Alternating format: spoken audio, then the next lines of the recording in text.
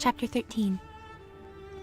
During the spring of 1934, after I'd been in training for more than 2 years, Hatsumomo and Mother decided that the time had come for Pumpkin to make her debut as an apprentice geisha. Of course, no one told me anything about it, since Pumpkin was on orders not to speak with me, and Hatsumomo and Mother wouldn't waste their time even considering such a thing. I found out about it only when Pumpkin left the Okiya early one afternoon and came back at the end of the day, wearing the hairstyle of a young geisha, the so-called momowari, meaning split peach. When I took my first look at her as she stepped up into the entrance hall, I felt sick with disappointment and jealousy. Her eyes never met mine for more than a flicker of an instant. Probably she couldn't help thinking of the effect her debut was having on me. With her hair swept back in an orb so beautifully from her temples, rather than tied at the neck as it had always been, she looked very much like a young woman, though still with her same babyish face. For years, she and I had envied the older girls who wore their hair so elegantly. Now, Pumpkin would be setting out as a geisha, while I remained behind, unable even to ask about her new life. Then came the day Pumpkin dressed as an apprentice geisha for the first time, and went with Hatsumomo to the Mizuki tea house for the ceremony to bind them together as sisters. Mother and Auntie went, though I wasn't included. But I did stand among them in the formal entrance hall, until Pumpkin came down the stairs assisted by the maids. She wore a magnificent black kimono with the crest of the Nita Okiya and a plum and gold obi. Her face was painted white for the very first time. You might expect that, with the ornaments in her hair and the brilliant red of her lips, she should have looked proud and lovely, but I think she looked more worried than anything else. She had great difficulty walking. The regalia of an apprentice geisha is so cumbersome. Mother put a camera into Auntie's hands and told her to go outside and photograph Pumpkin having a flint sparked on her back for good luck the very first time. The rest of us remained crowded inside the entrance hall, out of view. The maids held Pumpkin's arms while she slipped her feet into the tall wooden shoes we call okabo, which an apprentice geisha always wears. Then Mother went to stand behind Pumpkin and struck a pose as though she were about to spark a flint, even though, in reality, it was always Auntie or one of the maids who did the job. When at last the photograph was taken, Pumpkin stumbled a few steps from the door and turned to look back. The others were on their way out to join her, but I was the one she looked at, with an expression that seemed to say she was very sorry for the way things had turned out. By the end of that day, Pumpkin was officially known by her new geisha name of Hatsumiyo. The Hatsu came from Hatsumomo, and even though it ought to have helped Pumpkin to have a name derived from a geisha as well known as Hatsumomo, in the end it didn't work that way. Very few people ever knew her geisha name, you see. They just called her Pumpkin, as we always had. I was very eager to tell Mameha about Pumpkin's debut, but she'd been much busier than usual lately, traveling frequently to Tokyo at the request of her Danna, with the result that we hadn't set eyes on each other in nearly 6 months. Another few weeks passed before she finally had time to summon me to her apartment. When I stepped inside, the maid let out a gasp, and then a moment later, Mameha came walking out of the back room and let out a gasp as well. I couldn't think what was the matter, and then, when I got on my knees to bow to Mameha and tell her how honored I was to see her again, she paid me no attention at all. "My goodness, has it been so long, Tatsumi?" she said to her maid. "I hardly recognize her." "I'm glad to hear you say it, ma'am," Tatsumi replied. "I thought something had gone wrong with my eyes." I certainly wondered at the time what they were talking about, but evidently in the 6 months since I'd last seen them, I'd changed more than I realized. Mameha told me to turn my head this way and that, and kept saying over and over, "My goodness, she's turned into quite a young woman." At one point, Tatsumi even made me stand and hold my arms out so she could measure my waist and hips with her hands, and then said to me, "Well, there's no doubt a kimono will fit your body just like a sock fits a foot." I'm sure she meant this as a compliment, for she had a kindly look on her face when she said it. Finally, Mameha asked Tatsumi to take me into the back room and put me into a proper kimono. I'd arrived in the blue and white cotton robe I'd worn that morning to my lessons at the school, but Tatsumi changed me into a dark blue silk, covered with a design of tiny carriage wheels in shades of brilliant yellow and red. It wasn't the most beautiful kimono you would ever see, but when I looked at myself in the full-length mirror, as Tatsumi was tying a bright green obi into place around my waist, I found that, except for my plain hairstyle, I might have been taken for a young apprentice geisha on her way to a party. I felt quite proud when I walked out of the room, and thought Mameha would gasp again, or something of the sort, but she only rose to her feet, tucked a handkerchief into her sleeve, and went directly to the door, where she slipped her feet into a green pair of lacquered zori and looked back over her shoulder at me. "Well," she said, "aren't you coming?" I had no idea where we were going, but I was thrilled at the thought of being seen on the street with Mameha. The maid had put out a pair of lacquered zori for me, in a soft grey. I put them on and followed Mameha down the dark tunnel of the stairwell. As we stepped out onto the street, an elderly woman slowed to bow to Mameha, and then, in almost the same movement, turned to bow to me. I scarcely knew what to think of this, for hardly anyone ever took notice of me in the street. The bright sunlight had blinded my eyes so much I couldn't make out whether or not I knew her, but I bowed back, and in a moment she was gone. I thought probably she was one of my teachers, but then an instant later the same thing happened again, this time with a young geisha I'd often admired, but who had never so much as glanced in my direction before. We made our way up the street, with nearly everything we passed saying something to Mameha, or at the very least bowing to her, and then afterward giving me a little nod or bow as well. Several times I stopped to bow back, with the result that I fell a step or two behind Mameha. She could see the difficulty I was having, and took me to a quiet alleyway to show me the proper way of walking. My trouble, she explained, was that I hadn't learned to move the upper half of my body independently of the lower half. When I needed to bow to someone, I stopped my feet. "Slowing the feet is a way of showing respect," she said. "The more you slow up, the greater the respect. You might stop altogether to bow to one of your teachers, but for anyone else, don't slow more than you need to for heaven's sake, or you'll never get anywhere. Go along at a constant pace when you can, taking little steps to keep the bottom of your kimono fluttering. When a woman walks, she should give the impression of waves rippling over a sandbar." I practiced walking up and down the alley as Mameha had described, looking straight toward my feet to see if my kimono fluttered as it should. When Mameha was satisfied, we set out again. Most of our greetings, I found, fell into one of two simple patterns. Young geisha, as we passed them, usually slowed or even stopped completely and gave Mameha a deep bow, to which Mameha responded with a kind word or two and a little nod. Then the young geisha would give me something of a puzzled look and an uncertain bow, which I would return much more deeply, for I was junior to every woman we encountered. When we passed a middle-aged or elderly woman, however, Mameha nearly always bowed first. Then the woman returned a respectful bow, but not as deep as Mameha's, and afterward looked me up and down before giving me a little nod. I always responded to these nods with the deepest bows I could manage while keeping my feet in motion. I told Mameha that afternoon about Pumpkin's debut, and for months afterward I hoped she would say the time had come for my apprenticeship to begin as well. Instead, spring passed, and summer too, without her saying anything of the sort. In contrast with the exciting life Pumpkin was now leading, I had only my lessons and my chores, as well as the 15 or 20 minutes Mameha spent with me during the afternoons several times a week. Sometimes I sat in her apartment while she taught me about something I needed to know, but most often she dressed me in one of her kimono and walked me around Gion while running errands or calling on her fortune-teller or wig-maker. Even when it rained and she had no errands to run, we walked under lacquered umbrellas, making our way from store to store to check when the new shipment of perfume would arrive from Italy, or whether a certain kimono repair was finished, though it wasn't scheduled to be completed for another week. At first, I thought perhaps Mameha took me with her so that she could teach me things like proper posture, for she was constantly rapping me on the back with her closed folding fan to make me stand straighter, and about how to behave toward people.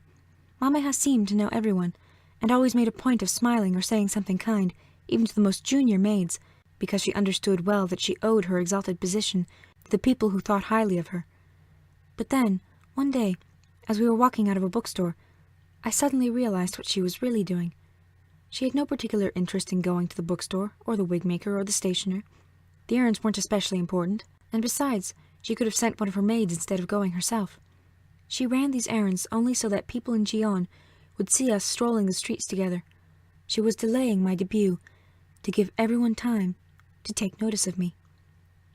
One sunny October afternoon, we set out from Mameha's apartment and headed downstream along the banks of the Shirakawa, watching the leaves of the cherry trees flutter down onto the water. A great many other people were out strolling for just the same reason, and as you would expect, all of them greeted Mameha. In nearly every case, at the same time they greeted Mameha, they greeted me. "You're getting to be rather well known, don't you think?" she said to me. "I think most people would greet even a sheep if it were walking alongside Mameha-san." "Especially a sheep," she said. "That would be so unusual. But really, I hear a great many people asking about the girl with the lovely grey eyes." They haven't learned your name, but it makes no difference. You won't be called Chio much longer anyway. Does Mameha-san mean to say? I mean to say that I've been speaking with Waza-san. This was the name of her fortune-teller, and he had suggested the 3rd day in November as a suitable time for your debut. Mameha stopped to watch me as I stood there still as a tree, and with my eyes the size of rice crackers. I didn't cry out or clap my hands, but I was so delighted I couldn't speak. Finally I bowed to Mameha and thanked her.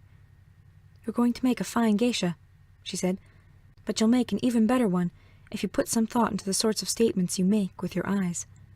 I've never been aware of making any statement with them at all, I said. They're the most expressive part of a woman's body, especially in your case. Stand here a moment, and I'll show you. Mameha walked around the corner, leaving me alone in the quiet alleyway.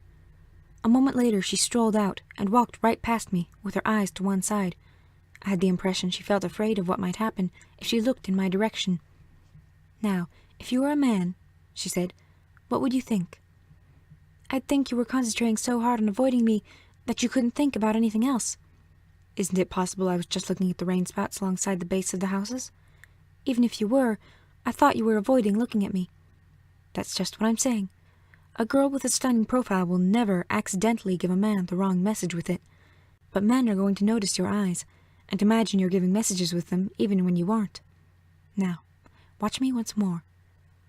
Mameha went around the corner again, and this time came back with her eyes to the ground, walking in a particularly dreamy manner. Then, as she neared me, her eyes rose to meet mine for just an instant, and very quickly looked away. I must say, I felt an electric jolt. If I had been a man, I would have thought she'd given herself over very briefly to strong feelings she was struggling to hide. If I can say things like this with ordinary eyes like mine, she told me, think how much more you can say with yours. It wouldn't surprise me if you were able to make a man faint right here on the street. Mameha-san, I said, if I had the power to make a man faint, I'm sure I'd be aware of it by now. I'm quite surprised you aren't. Let's agree, then, that you'll be ready to make your debut as soon as you've stopped a man in his tracks just by flicking your eyes at him. I was so eager to make my debut that even if Mameha had challenged me to make a tree fall by looking at it, I'm sure I would have tried. I asked her if she would be kind enough to walk with me while I experimented on a few men, and she was happy to do it.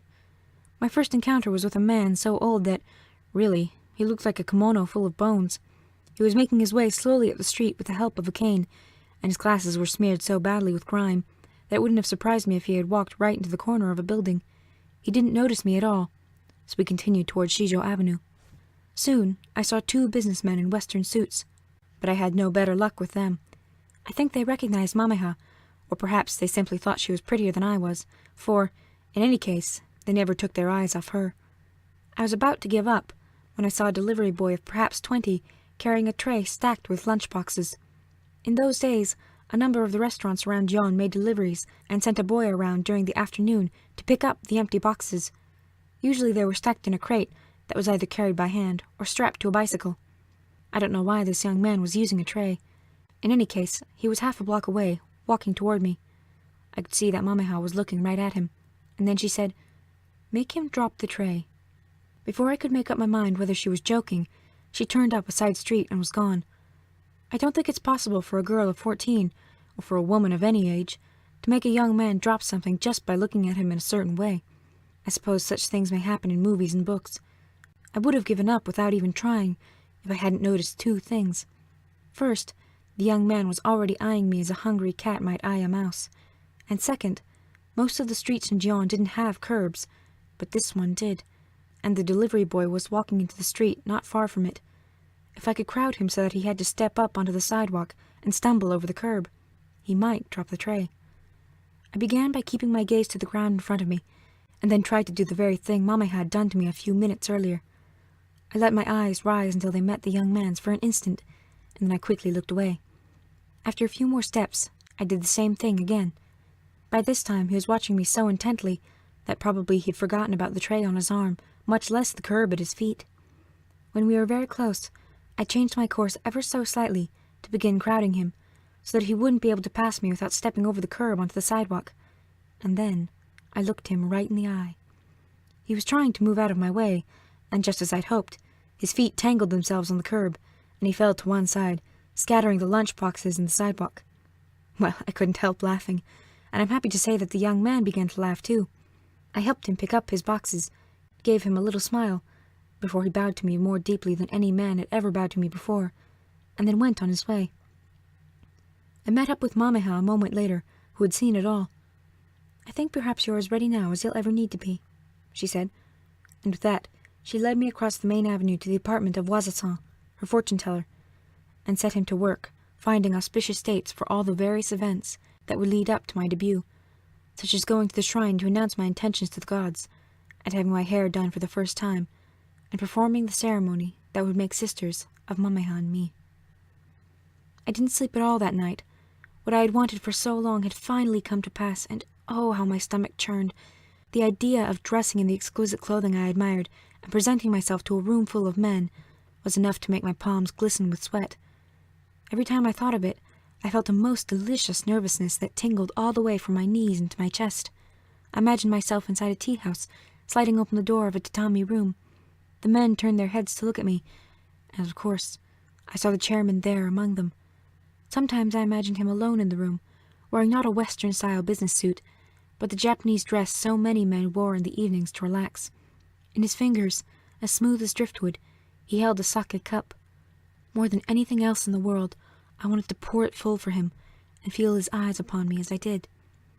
I may have been no more than 14, but it seemed to me I'd lived 2 lives already.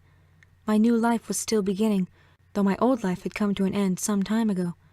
Several years had passed since I learned the sad news about my family, and it was amazing to me how completely the landscape of my mind had changed. We all know that a winter scene, though it may be covered over one day, with even the trees dressed in shawls of snow, will be unrecognizable the following spring. Yet I had never imagined such a thing could occur within our very selves. When I first learned the news of my family, it was as though I'd been covered over by a blanket of snow.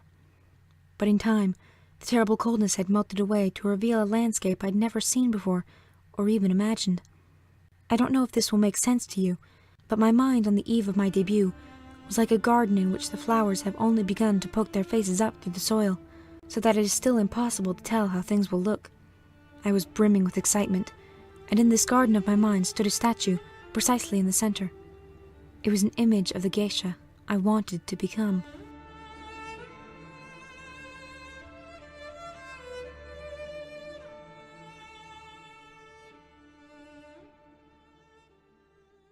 Since Pumpkin was on orders not to speak with me, and Hatsumomo and Mother wouldn't waste their time even considering such a thing, I found out about it only when Pumpkin left the Okiya early one afternoon and came back at the end of the day, wearing the hairstyle of a young geisha, the so-called momowari, meaning split peach. When I took my first look at her as she stepped up into the entrance hall, I felt sick with disappointment and jealousy. Her eyes never met mine for more than a flicker of an instant. Probably she couldn't help thinking of the effect her debut was having on me. With her hair swept back in an orb so beautifully from her temples, rather than tied at the neck as it had always been, she looked very much like a young woman, though still with her same babyish face. For years, she and I had envied the older girls who wore their hair so elegantly. Now, Pumpkin would be setting out as a geisha, while I remained behind, unable even to ask. Her face was painted white for the very first time. You might expect that, with the ornaments in her hair and the brilliant red of her lips, she should have looked proud and lovely, but I think she looked more worried than anything else. She had great difficulty walking. The regalia of an apprentice geisha is so cumbersome. Mother put a camera into Auntie's hands and told her to go outside and photograph Pumpkin having a flint sparked on her back for good luck the very first time, about her new life. Then came the day Pumpkin dressed as an apprentice geisha for the first time and went with Hatsumomo to the Mizuki tea house for the ceremony to bind them together as sisters. Mother and Auntie went, though I wasn't included. But I did stand among them in the formal entrance hall until Pumpkin came down the stairs assisted by the maids. She wore a magnificent black kimono with the crest of the Nita Okiya and a plum and gold obi.